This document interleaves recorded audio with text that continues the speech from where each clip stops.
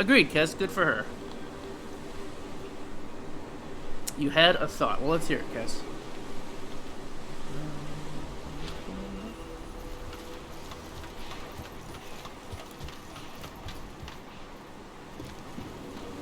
Let's do it. Button, up or down. That might be the one. Oh, yeah, I remember this bullshit. There's a bunch of stuff to find here. Try the up button first. Actually, wait, does this do? Nothing. Storytime? Oh no. Oh, hey, Christmas, huh? Alright. That's gonna make one hell of a highlight video. Yeah, figure out where exactly you want it from. I'll put it right here.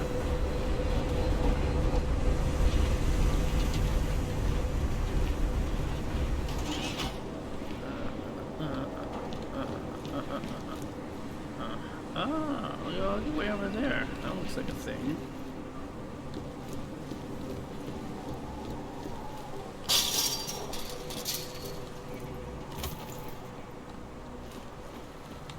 I'll have to pull that up from somewhere.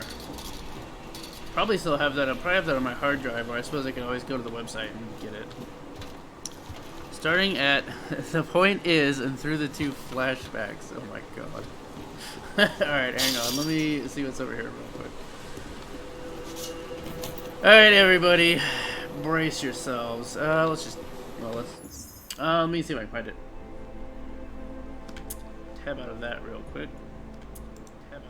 Oh god, echo! Echo, echo, echo, echo, echo, echo, echo. Alright, I think I got it. Well, let's see.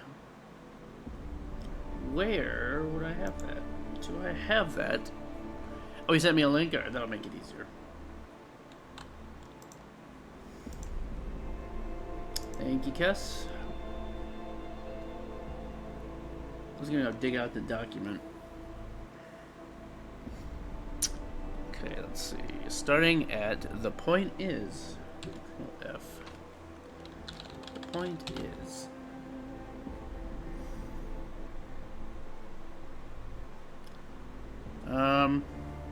So there are actually, looks like there are 3 times where I say the point is. So I'm assuming, is it the best friends in our adventures?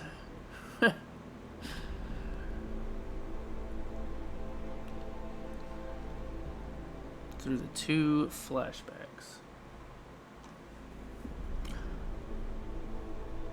Are you looking at the point is the coyote strode up to Astorberry and poked him in the chest. That point? That one?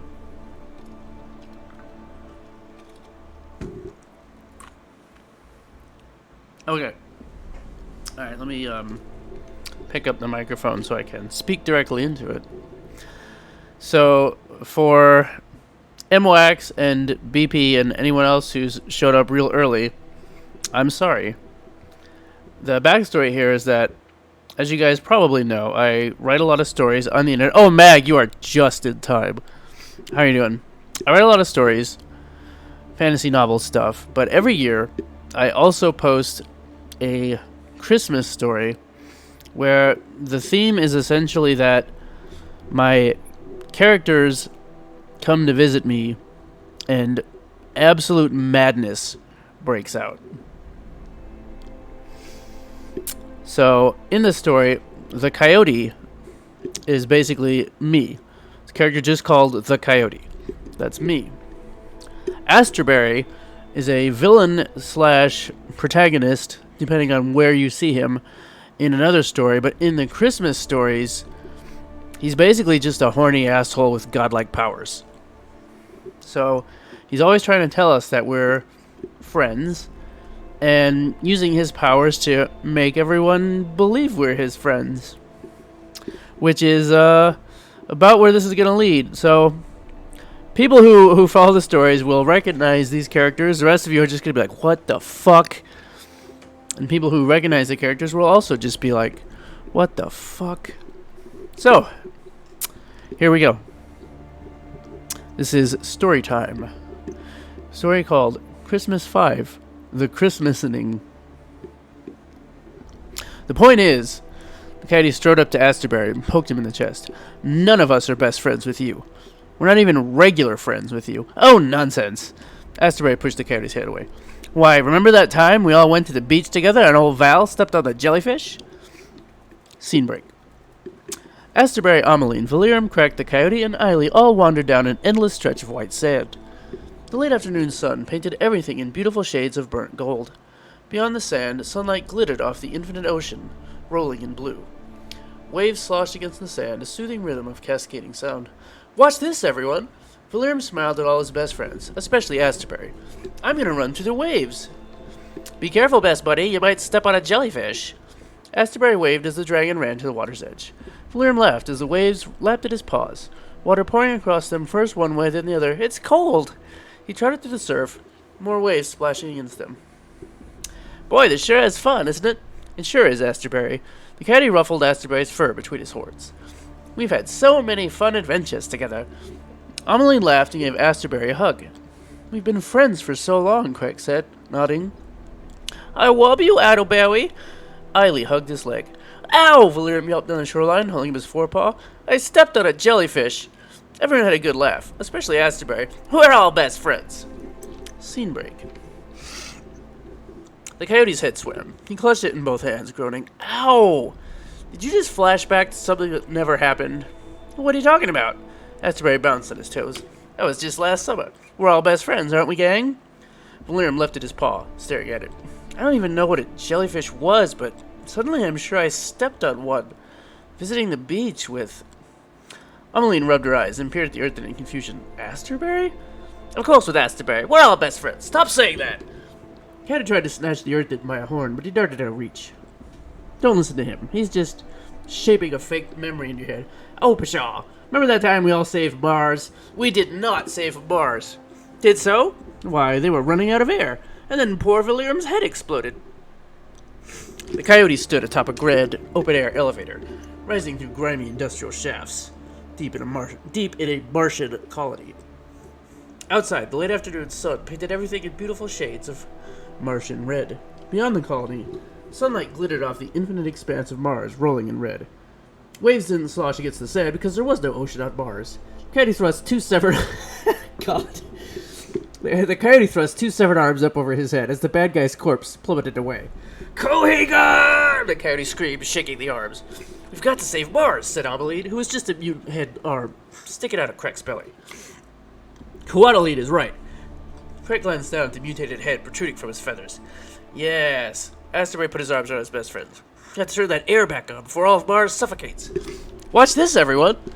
Valirum hopped off the elevator when it came to a stop and ran towards a window overlooking the alien landscape. I'm gonna run across Mars. Be careful, best buddy. You might step on a Martian jellyfish. Asterberry waved as the dragon ran towards the window. Valirum laughed as he smashed through the window and out onto the surface of Mars. It's cold! He trotted through the sandy surface, while inside everything was sucked towards the sudden breach of the colony's hull. Whee! Eiley squealed in glee as she toppled through the air. Explosive decompression ride! Boy, this sure is fun, isn't it? Asterberry spun through the air after her. It sure is, Asterberry. The coyote ruffled Asterberry's fur between his horns as they both grabbed onto a conveniently placed railing. We've had so many fun adventures together. Quaddalina laughed and hugged Asterberry with her tiny, gross mutant arm while Crack clutched the railing. We've been friends for so long, Crack said, nodding. I love you, Adelberry. Eiley caught Asterberry's leg and hugged it. Ow! Valirum yelped down the shore, holding his forepaw. I stepped on a jellyfish. Then his head exploded, because of Mars. Everyone had a good laugh, especially Asterberry. We're all best friends. Scene break. Valirum stumbled around, snow crunching under his paws. Ow! I have the weirdest memory now. Did my head explode? It did. Asterberry patted the dragon's muzzle. Luckily for you, you got better. We have such fun adventures. Did we save Mars? Emmeline glanced at the griffin and felt around his chest, ruffling his feathers. Was I sticking out of you? No! Caddy stopped his foot. None of you... That was a weird noise. None of you did any of that. That was just a poorly stitched together Total Recall reference. No. Now that was a parody. The Caddy grabbed his ears in frustration, tugging them. It was so bad.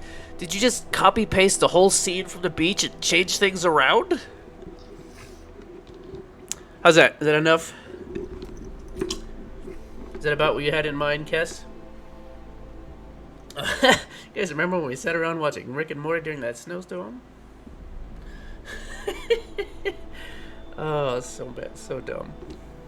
Ow, Valerian said, wandering back into the scene, holding up his forepaws. I stepped on an alien jellyfish. Then his head exploded. Everyone had a good laugh, especially Astorberry. We're all best friends. That was story time.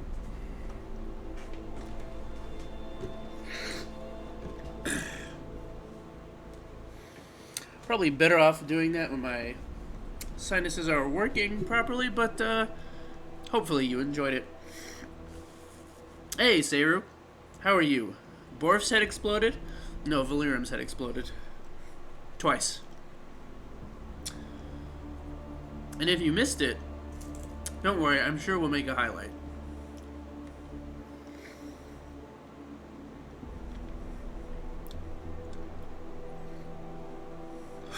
Oh, and there's the scene where everyone's talking about Rick and Morty. Boy, I sure love this show. Who the hell is that? Agent Denton, at your service. Dale. Agent Denton. Dale Gribble. Agent Denton. Bill. Agent Denton. Bobby. Agent Denton. My vision is augmented. Carlos. Agent Denton. Ricardo Montalban. This thing is starting to give me a headache. Hello, how are ya? Welcome in. Thank you so much for the 10-month resub. If you just got here, you just missed story time. But I'm sure there will be a highlight. Maybe we'll even do that again for a better highlight when my sinuses are relatively clear. Cass, I appreciate that. Then the next fake flashback is them all watching Rick and Morty together. Boy, I sure love this show. Caddy sipped his beer. It's so clever. I know. Emmeline sipped her own apple cider. The satire is razor sharp. Reminds me of Futurama, said Astorberry, swishing his absinthe around in the hollow skull of his storytelling adversary. But not in a rip-off sort of way. Just in a general feeling of highly comedic sci-fi, but with very dark themes and undertones. Ha! Crack squawk laughter. All the aliens look like they have balls. Everyone turned and stared at Crack.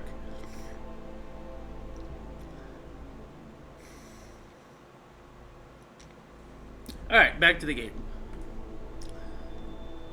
Well, this fun story, how ya, was Kess redeeming the storytelling channel points reward and making me read from a Christmas story. And yeah, probably Kess. I think the clip is only up to like a minute, but I can do the highlight of it.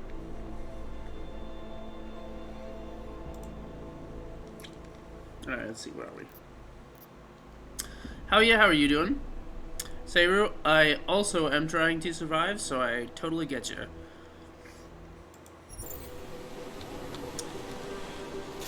What was I doing or going or whatever?